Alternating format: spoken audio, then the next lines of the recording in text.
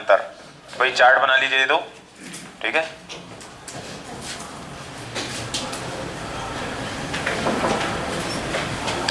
एक में निंदा प्रस्ताव कर लीजिए और एक में अविश्वास। सर इसमें कितने पॉइंट्स हैं? हाँ मतलब इतनी जगह में आ जाएगा? हाँ आ जाएगा,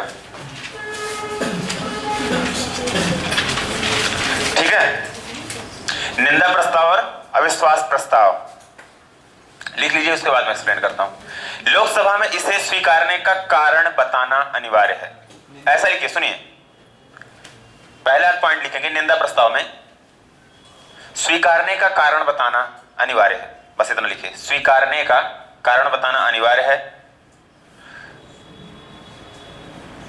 स्वीकारने का कारण बताना अनिवार्य है। दूसरे में लिखिएगा, कारण बताना आवश्यक नहीं, कारण बताना आवश्यक नहीं।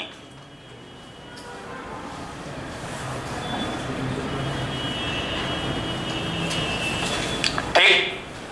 दूसरा आप लिखेंगे निंदा प्रस्ताव में, मंत्री या मंत्री परिषद के विरुद्ध लाया जा सकता है। मंत्री या निंदा प्रस्ताव मंत्री या मंत्री परिषद के विरुद्ध लाया जा सकता है,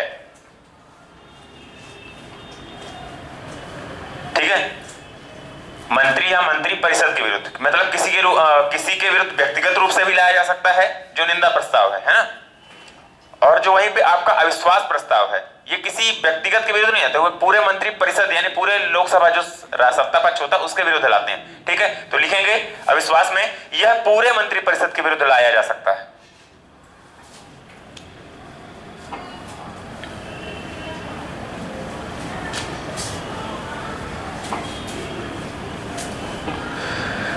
ठीक, पूरे मंत्री परिषद के विरुद्ध लाया जा सकता है। निंदा में तीसरा पॉइंट लिखेंगे, इसमें सरकार की नीतियों और कार्यों की निंदा होती है।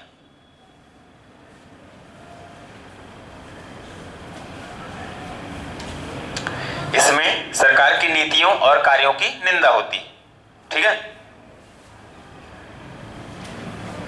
तीसरा लिखेंगे,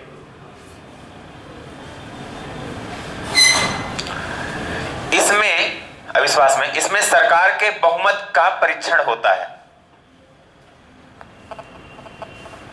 इसमें सरकार के बहुमत का परीक्षण होता है अविश्वास में,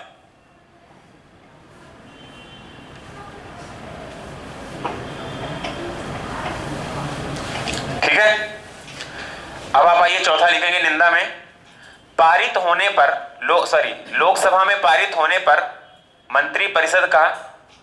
लोकसभा में पारित होने पर मंत्री परिषद का त्याग पत्र देना आवश्यक नहीं। लोकसभा में पारित होने पर मंत्री परिषद का त्याग पत्र देना आवश्यक नहीं।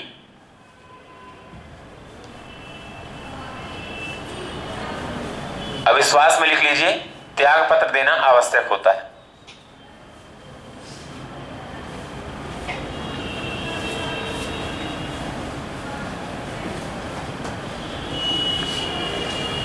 त्याग पत्र देना आवश्यक होता है। अविश्वास में यदि अविश्वास प्रस्ताव लोकसभा में पारित हो जाता है तो मंत्री परिषद को त्याग पत्र देना आवश्यक होता है, ठीक है।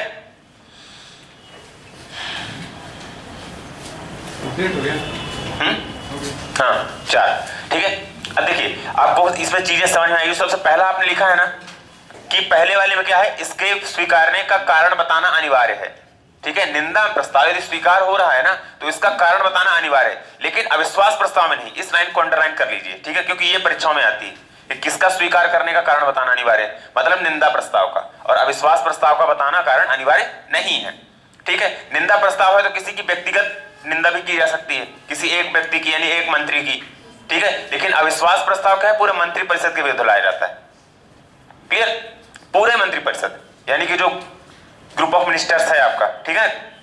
तो अब देखिए, अब इसके अलावा आपका चौथा पॉइंट, तीसरा पॉइंट क्या है इसमें सरकार की नीतियों। अब देखिए निंदा प्रस्ताव सरकार की नीतियों की निंदा करेंगे, ठीक है, कि ऐसे ही आपकी ये पॉलिसी गलत है कि ये सही है, जो भी चीजें हैं, ठीक है, आलोचना जिसको बोल दिए, ठीक है। और इस पे क्या होता है कि यदि ये कोई अविश्वास प्रस्ताव ला रहा है तो आप बहुमत परीक्षण कर रहे हैं कि आपके पास मेजोरिटी है कि नहीं, मतलब आपके जो विधायक हैं, आपके जो सांसद हैं, वो आपके सारे पक्ष में हैं कि नहीं। ठीक है, क्लियर। अविश्वास प्रस्ताव जैसे अभी मध्य प्रदेश में ही विधानसभा में अविश्वास प्रस्ताव लाया गया था, ठीक है ना, तब तो उन्होंने फिर इस्तीफा दे दिया क्योंकि बहुमत उनके पास नहीं था। अविश्वास प्रस्ताव लाने पे ये होता है, ये संसद में भी घटना हो सकती है, ये विधानसभा में हो सकती है। ठीक है, उसके अलावा चौथा पॉइंट क्या था इसमें निंदा यदि प्रस्ताव पारित हो जाता है तो मान लीजिए किसी व्यक्ति के प्रस्ताव किसी व्यक्ति के खिलाफ पारित हुआ, ठीक है, तो इसमें पूरी मंत्रिपरिषद इस्तीफा नहीं देगी, लेकिन यदि अविश्वास प्रस्ताव पारित हो जाता है तो पूरी मंत्रिपरिषद इस्तीफा दे देगी, मतलब सरकार ही गिर जाएगी। समझ पा रहे हैं आप, ये होता है। ठीक है, तो इतना थोड़ा सा इस पर दिमाग में रखिएगा, इंपॉर्टेंट है ये। चलिए, अविश्वास प्रस्ताव आपने लिख लिया था, है ना। कितने व्यक्तियों का समर्थन जरूरी है इसमें? 50 है ना।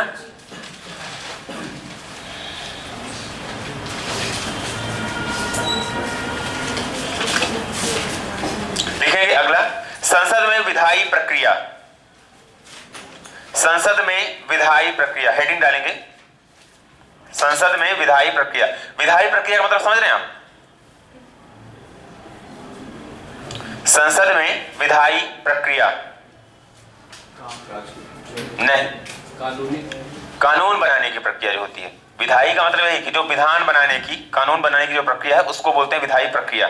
ठीक है, लिखेंगे पहला इसमें भाषा बताए थे कल कि उच्चतम न्यायालय में वो भाषा होगी हिंदी और इंग्लिश, आपको पता है संसद में भी होता है। संसद में हाँ, लेकिन सर उसमें दूसरे में हम पढ़ रहे थे सर, उसमें केवल इंग्लिश को ही बोला है जब तक कोई संशोधन ना हो जाए। क्या इसमें संशोधन हुआ? कैसे? लोकसभा की प्रक्रिया जो है, मतलब लोकसभा में जो भाषा है नहीं, तो फिर सर उसमें इंग्लिश बस लिखा है। कहाँ पे लिखा है? लूसेंट में? किस पेज पे? मैसेज करना मुझे, कौन सा पेज है? ठीक है, देखें क्या है। नहीं, आप हिंदी में भी देखते हैं लोकसभा की प्रक्रिया, आप खुद भी देखिए, जो कानून बनते हैं, जो कोई भी यदि आप देखो एक्ट बनता है फाइनली, तो इंग्लिश में भी रहता है, हिंदी में भी रहता है। क्या इंग्लिश उसमें रहता है? उसमें ये लिखा था कि मतलब जब तक कोई संशोधन नहीं हो जाएगा तब तक इंग्लिश में रहेगा। अगर संशोधन हो जाता है संसद द्वारा तब फिर जो भाषा है वो ले सकता है। तो वही पूछ रहे हैं कि संशोधन हुआ है क्या बीच में? देखिए, जो आपकी हिंदी, इंग्लिश और हिंदी थी, ठीक है, तो इंग्लिश को लाया गया था 1969 तक के लिए, 69 तक के लिए। ठीक है, और ये हुआ था कि मतलब स्वतंत्रता के बाद सिर्फ 15 सालों के लिए रहेगी। ठीक है, आपकी इंग्लिश, लेकिन ऐसा हुआ नहीं है फिर। ठीक है, ऐसा हुआ नहीं है फिर, कंटिन्यू इंग्लिश भी चली आ रही है, हिंदी भी चली आ रही है, पैरेलल एक दूसरे के। ठीक है, कहीं पे भी होगा पेज में तो बताइएगा, बाद में ढूंढ लेना भैया, बाद में ढूंढ लेना। लिखेंगे विधायी प्रक्रिया संसद के दोनों सदनों में संपन्न होती है।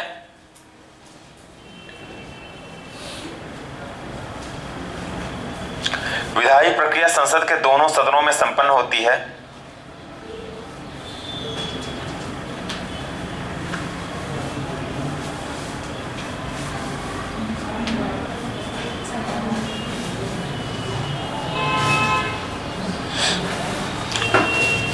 विधायी प्रक्रिया संसद के दोनों सदनों में संपन्न होती है। प्रत्येक सदन में हर विधेयक समान चरणों के माध्यम से, स्टेप, चरण का मतलब यहाँ पे स्टेप है। ठीक है, प्रत्येक सदन में हर विधेयक समान चरणों के माध्यम से पारित होता है।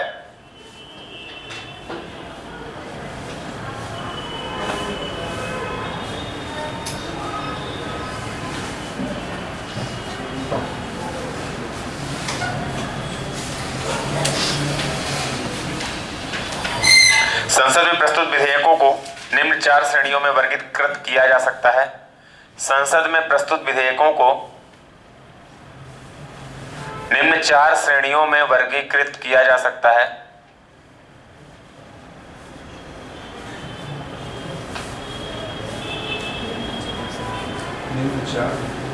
श्रेणियों में विभाजित किया जा सकता है। पहला लिखेंगे साधारण विधेयक।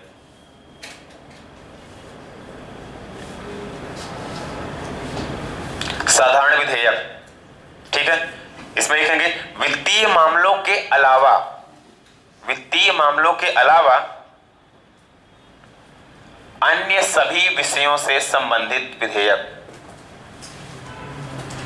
वित्तीय मामलों के अलावा अन्य सभी विषयों से संबंधित विधेयक।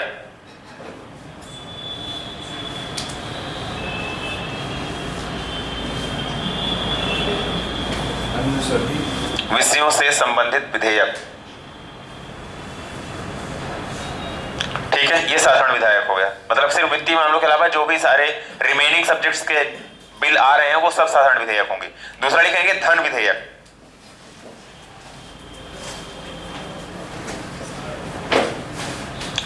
धन विधेयक, धन, ठीक है, जिसको अपन मनी बिल बोलते हैं। ये विधेयक वित्तीय विषयों, ये विधेयक वित्तीय विषयों जैसे कर लगाना, जैसे कर लगाना, लोक व्यय यानी कि जो जनहित की सेवाओं में पैसे खर्च होते हैं, लोक व्यय आदि से संबंधित होते हैं। लोक व्यय आदि से संबंधित होते हैं। ये विधेयक वित्तीय विषयों जैसे कर लगाना, लोक व्यय आदि से संबंधित होते हैं। ठीक है, तीसरा लिखेंगे वित्त विधेयक।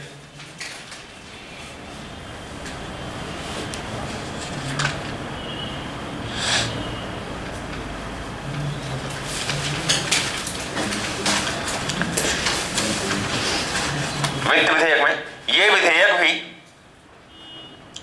विधेयक भी वित्त मामलों से संबंधित होते हैं,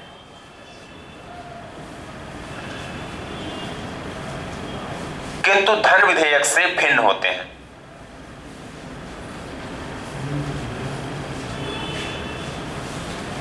किंतु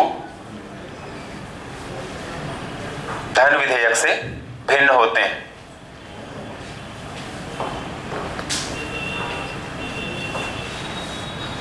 अपनी घड़ी 15 मिनट तुम भैया पहले कर लें। भैया करो। और ऐसे हांफते जाते हैं। खाने के लिए मुझे 10 बार जाना पड़ता है तो।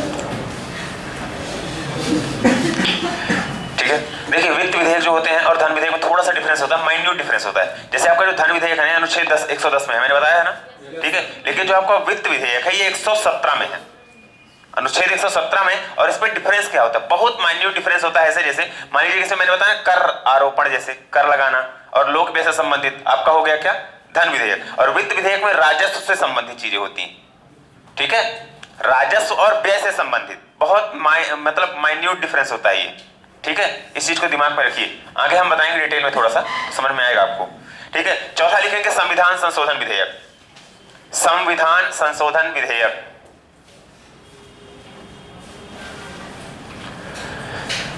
संविधान संशोधन विधेयक लिखेंगे।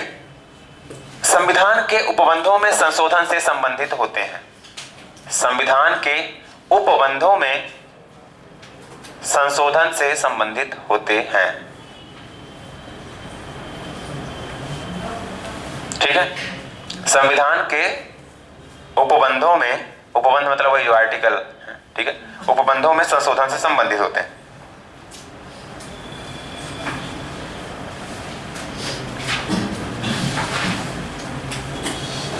ठीक है,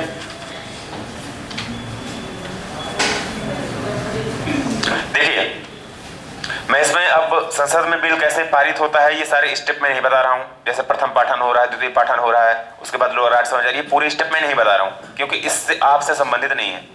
ठीक है, क्लियर। अब आगे आप डायरेक्ट हेडिंग डालिए धन विधेयक। इसके पॉइंट जरूर लिख लीजिए कौन कौन से आते हैं इसमें। धन विधेयक, धन विधेयक को मनी बिल बोलते हैं। ठीक है, मनी बिल।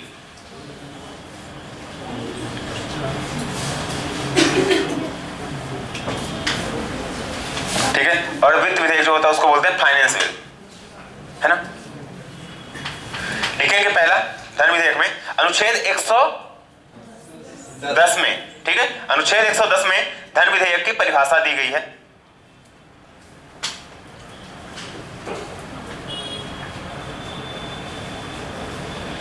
जिसके अनुसार निम्नलिखित विधेयक, निम्न विषयों से संबंधित विधेयक, जिसके अनुसार निम्न विषयों से संबंधित विधेयक धन विधेयक होंगे, जिसके अनुसार निम्न विषयों से संबंधित विधेयक धन विधेयक होंगे।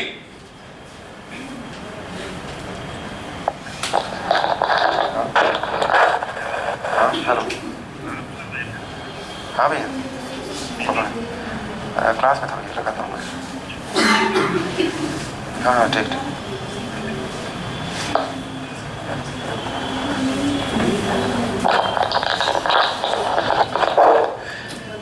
तो आपने लिखा कि जिसके अनुसार निम्न विषयों से संबंधित विधेयक धन विधेयक होंगे, ठीक है। पहला लिखेंगे किसी कर का अधिरोपण। हाँ, अब पहला लिखेंगे इसके अंदर, ठीक है। मतलब जो विषय मैंने बताया वो विषय आपको लिखने हैं कि कौन कौन से विषय वाले जो विधेयक हैं वो आपके धन विधेयक में आएंगे, ठीक है। तो पहला लिखिए आप, किसी कर का अधिरोपण। किसी कर का अधिरोपण, अधिरोपण तो बन जाएगा। अधिरोपण समझते हैं, इंपोज करना, मतलब लगाना, ठीक है। यदि हम कर लगा रहे हैं कहीं पे तो वो होता है अधिरोपण, अध्यारोपित करना, लगाना, ऊपर लगाना, ठीक है, ऐसा शब्द होता है। मतलब इंपोजिशन ऑफ टैक्सेशन बोलते हैं जिसको आप, ठीक है। किसी कर का अधिरोपण, उत्सादन। अब उत्सादन हटा दो, ऐसा मत लिखो, हटाना लिख लीजिए, कॉमा करके। अधिरोपण, किसी कर का अधिरोपण हटाना, कॉमा घटाना, हाँ। परिवर्तन, किसी कर का अधिरोपण हटाना, घटाना, परिवर्तन आदि। परिवर्तन आदि मतलब समझ में आया कि यदि कोई कर है तो उसको लगाना है कि नहीं लगाना है, उसको हटा देना है किसी कर को कि नहीं हटाना है, ठीक है।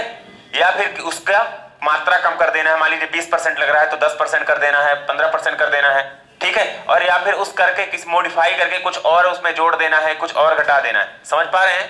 तो ये इससे संबंधित, इस विषय से संबंधित विधेयक आपका धन विधेयक में आएगा। जैसे मैंने आपको बताया था service tax, service tax, service tax सेवा कर बताया था ना। जीएसटी की बात नहीं हो रही है।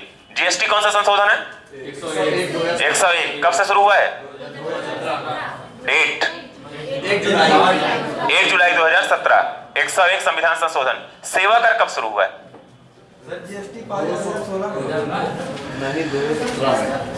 नहीं, वो सही बोल रहे हैं। देखिए जीएसटी पर क्या हुआ है कि जीएसटी पहले पारित हुआ है लोकसभा से, राज्यसभा से राष्ट्रपति का साइन हुआ है। उसके बाद हर राज्य से जब 15 राज्य ने सिग्नेचर कर दिया, उसके बाद ये कर लगना शुरू हुआ 1 जुलाई 2017 से। माना तो 1 जुलाई जाएगा। हाँ बिल्कुल 1 जुलाई माना जाएगा वो, कि कब से लगाया गया ये है। उनके एग्जाम में आज वो बोल रहे थे अगर तारीख कीजिए बोला 2016 होगा।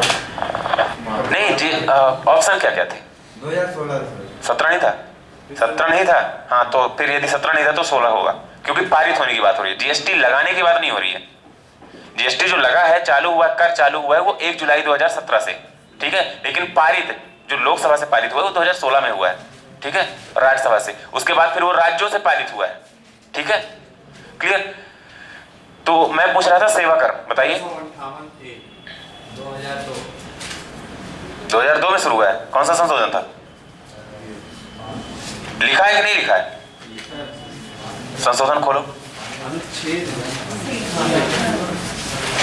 नहीं लिखा है? अरे संशोधन सेवा कर की बात कर रहा हूँ। हाँ 2003 268 है।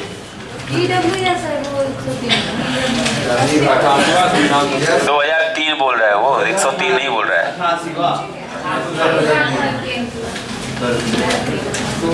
ये 103 है।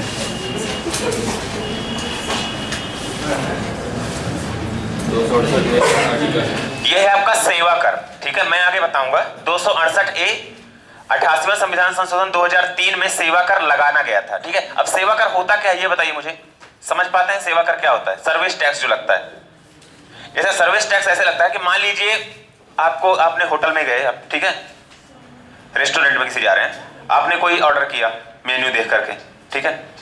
मान लीजिए उसका प्राइस था 80 रुपए 90 रुपए जो भी आप है, ठीक है। आपने मान लीजिए 2 चीजें खाई, 80 रुपए की 160 रुपए हुआ आपका, ठीक है। उसके लास्ट में सर्विस टैक्स जोड़ दिया जाता है, ठीक है, सर्विस टैक्स इतना। वो सर्विस टैक्स एक्चुअली होता क्या है कि जो वो लेके आ रहा है ना वेटर वगैरह, ठीक है, जो आपको सेवा दे जा रही है, जो आपको वेंटिलेशन दिया जा रहा है, जहां पे आपको बैठाया जा रहा है, वो सारी चीजों को एक कर टाइप में उनको जोड़ देते हैं, वो सर्विस टैक्स हो जाता है, ठीक है, क्लियर। लेकिन इसमें केंद्र का भी भाग होता है और राज्य समेटती है, क्लियर। तो ये सर्विस टैक्स होता है 268A में ये इंट्रोड्यूस किया गया था 2003 में, क्लियर। उसके बाद तो अब जीएसटी आ गया, goods and services tax, combined taxation है ये, सब कर का एक कर, ठीक है। तो अब सीधे जीएसटी लग जाता है, अब कोई सर्विस टैक्स नहीं लगता है, क्लियर। तो ये सारी चीजें होती हैं। तो पहला लिखा आपने किसी कर का अधिरोपण, हटाना, घटाना, परिवर्तन वगैरह, ठीक है। दूसरा लिखेंगे केंद्रीय सरकार द्वारा उधार लिए गए धन का विनियमन। केंद्रीय सरकार द्वारा उधार लिए गए धन का विनियमन।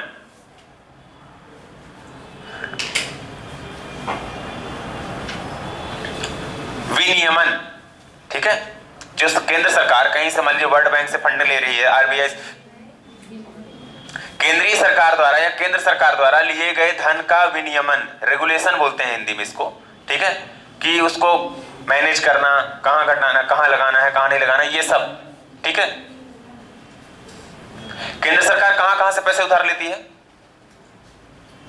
वर्ल्ड बैंक से और संचित से बहुत एडवांस निकालती है, वो उधार नहीं होता।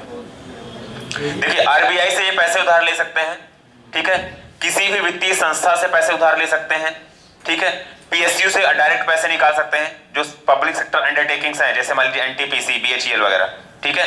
वर्ल्ड बैंक से तो ले ही सकती हैं, आईएमएफ से ले सकते हैं, ठीक है, जो मॉनेटरी फंड वगैरह इससे ले सकते हैं, और भी जो आपके रीजनल संस्थान होते हैं जैसे एससीओ हो गया, ठीक है, या फिर आपका G20 वगैरह के संस्था जहां से ये संबंधित है, वहां का यदि कोई बैंक उस संस्था का पार्टिकुलर है, जैसे आईडीबी है, ठीक है, तो इन बैंकों से ये अपने उधार, इवन ये मार्केट से भी पैसे ले सकते हैं, क्लियर। मार्केट से पैसे लेने का मतलब ये है कि बैंक वगैरह से पैसे ये ले सकते हैं, जिसके बदले पे ये अपनी क्या बोलते हैं बॉन्ड जारी कर देते हैं, ठीक है। अब बॉन्ड क्या होता है, ये मैं इकोनॉमी में यदि कभी चालू करेंगे अपन तो फिर उस पर चर्चा करेंगे। बॉन्ड ऐसा होता है एक बंधन टाइप का, कि जैसे मान लीजिए आप ऐसा समझिए, आप फिक्स डिपॉजिट करने जाते हैं ना बैंक में, यदि मान लीजिए आपने 1 लाख का एफडी किया तो वो एक पेपर दे देता है ना, अब उसको आप पकड़े भागते रहो, पैसे तो आपके चले गए, ठीक है, तो वो बॉन्ड टाइप का होता है। तो ऐसे ही सरकार पैसा ले लेती है बैंक से और उसको एक बॉन्ड पकड़ा देती है बैंक को,